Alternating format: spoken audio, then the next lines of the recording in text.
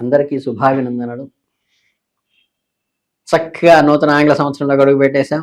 జనవరి 26 వచ్చేసింది. ఈ జనవరి మాసంలో రాసుల్లో లాస్ట్ బట్ వన్ అంటే కుంభరాశి వారికి ఎలా ఉండబోతుందో చూద్దాం.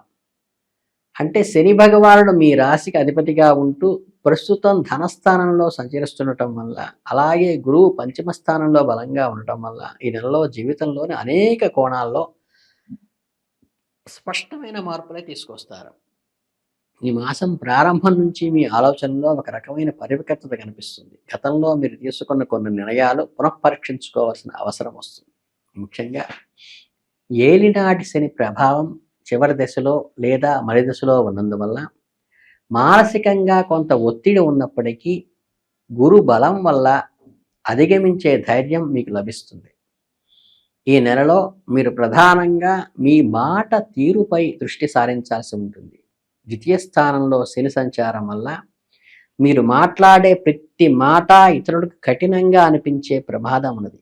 మీ మనసులో ఎలాంటి కల్మషం లేకపోయినప్పటికీ ఎదుటి వారికి మాత్రం మీ వ్యాఖ్యలు బాధ కలిగిస్తాయి. కాబట్టి కుటుంబ సభ్యులతో కానీ బయట వారితో కానీ మాట్లాడేటప్పుడు ఆచితూచి వ్యవహరించడం ఎంతైనా మంచిది.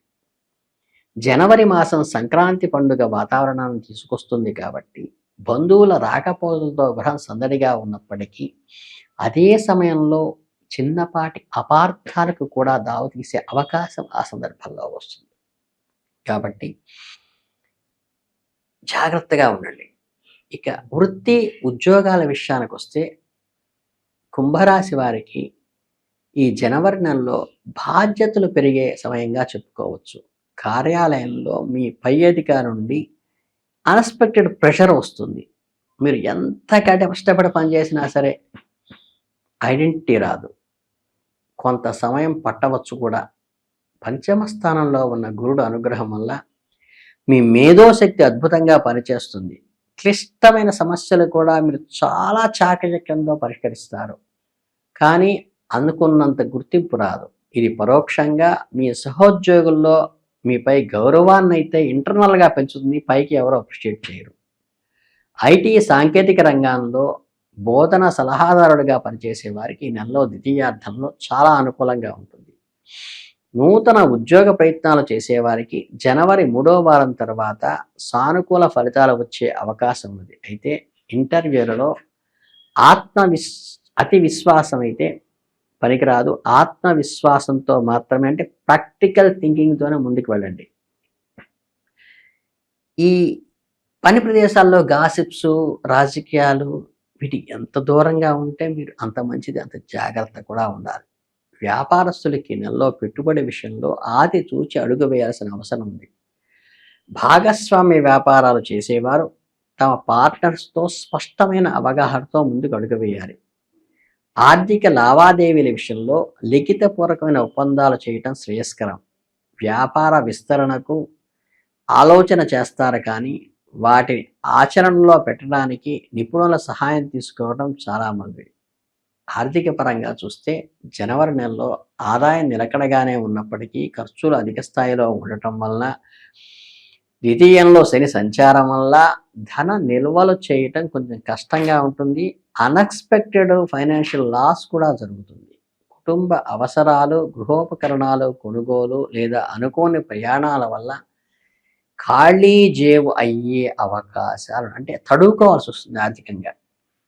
గురువు అనుగ్రహం వల్ల అత్యవసరమైన సార్లో చేతికి డబ్బు టక్కన ఆ టయానికి అందుతుంది. కాబట్టి మరీ ఆందోళన చెందాల్సిన అవసరం అయితే లేదు.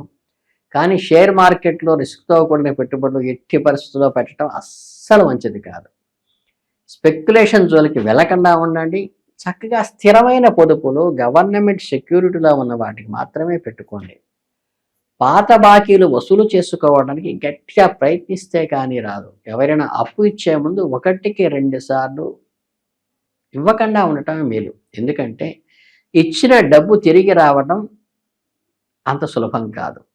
గృహ లేదా వాహన రుణాల కోసం ప్రయత్నించే వారికి బ్యాంకు నుండి సానుకూల స్పందన లభిస్తుంది. ఇక కుటుంబ జీవితంలో భావోద్వేగాలతో కూడుకుని ఉంటుంది. మీ జీవిత భాగస్వామితో ఒక రకమైన అలక పట్టించుకోవట్లేదనే మనస్తత్వాన్ని మీరు ఎంత ప్రేమ చూపినా వ్యక్తపరిచే అవకాశం ఉన్నది కాబట్టి ఇది గ్రహ ప్రభావంగా తీసుకుని దాన్ని అర్థం చేసుకోండి. ఇద్దరూ కూర్చుని మాట్లాడుకోండి. మీ సమస్యను పరిష్కరించుకోవడానికి ప్రయత్నించండి. పిల్లల విషయంలో మాత్రం ఈ నెల చాలా సంతోషకరంగా ఉంటుంది. సంతానం లేని వారికి శుభవార్త వినే అవకాశం కూడా ఉంది. విద్యార్థుల చదువుల్లో రాణిస్తారు. గతంలో ఏకాగ్రత లోపం వల్ల చదువు తగ్గి శ్రద్ధ పెరుగుతుంది.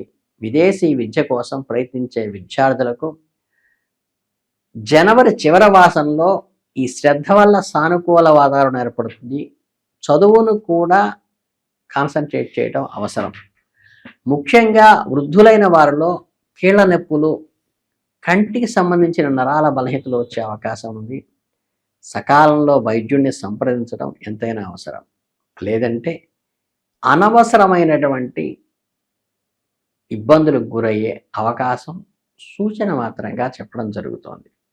కనుక ఆరోగ్యపరంగా కుంభరాశి వారు ఈ ఇబ్బందులు పడకుండా ఉండటం కోసం శనికి తైలాభిషేకం చేయించుకోవటం కానీ, చక్కగా శనికి కారకుడైనటువంటి పత్తిని కానీ, నూనెని కానీ, ఇనుప వస్తువులను కానీ ఏదైనా భగవత్ కార్యంలో చక్కగా యూటిలైజ్ చేయటం వల్ల ద్వారా దానం ఇవ్వటం కంటే ప్రాపర్గా యూటిలైజ్ చేయటం వల్ల కూడా మంచి ఫలితాలు పొందే అవకాశం ఉంటుంది. వేళకు భోంచేయటం చేయండి. ఆహారాన్ని తగ్గించి ఇంట్లో వండిన పదార్థాలను సాత్వికాహారం ఉండేట్టుగా చూసుకుంటూ ఉంటే జీర్ణ సంబంధమైన ఇబ్బందులు రాకుండా ఉంటాయి. చక్కగా యోగా చేసుకోండి. స్ట్రెస్ మేనేజ్మెంట్ టెక్నిక్స్ అంటే మానసికమైన పరిపక్వతకు బాగా ఉపయోగపడే ట్రైనింగ్స్ తీసుకోండి. చిన్నపాటి గాయాలు అంటే శరీరంలో కత్తితో ఘాటు పడే అవకాశం లాంటిది ఉన్నది కాబట్టి సాహస కృత్యాలకు చాలా దూరంగా ఉండండి. ఇక ఆధ్యాత్మికంగా ఈ నెలలో మీకు మేలు చేస్తుంది. దైవ చింతన పెరుగుతుంది. ఆలయ సందర్శన చేస్తారు, తీర్థయాత్రలు చేస్తారు. మానసిక ప్రశాంతతకు ఇవన్నీ కూడా చాలా ఉపయోగపడతాయి, హెల్ప్ఫుల్ అవుతాయి. శని ప్రభావం వల్ల కలిగే ప్రతికూలతను తగ్గించుకోవడానికి ప్రతి శనివారము చక్కగా శనికి తైలాభిషేకం చేయించుకోండి. హనుమత్ మంగళాష్టకము చదువుకోండి, చాలా మంచిది. ఆందోళనకు అతిగా గురి కాకుండా కొంచెం సమన్వయంతో ఉండి ఆచితూచి మాట్లాడటం వల్ల చాలా సమస్యల నుంచి గట్టెక్కుతారు. మీ మాటలను అర్థం కంటే అపార్థం చేసుకునే పరిస్థితులు ఎదుటి వాళ్ళలో ఎక్కువ ఉంటుంది కాబట్టి అది గ్రహ ప్రభావంగా తీసుకుని వారిని మీరు అపార్థం చేసుకోకుండా ఉండటం చాలా మంచిది. కనుక ఈ చిన్న చిన్న రెమెడీస్ కనుక మీరు పాటించుకుంటే ఈ కుంభరాశి వారికి జనవరి మాసం అద్భుతంగా సాగుతుంది. మీ అందరికీ శుభాభినందనలు తెలియజేసుకుంటూ ధన్యవాదాలు.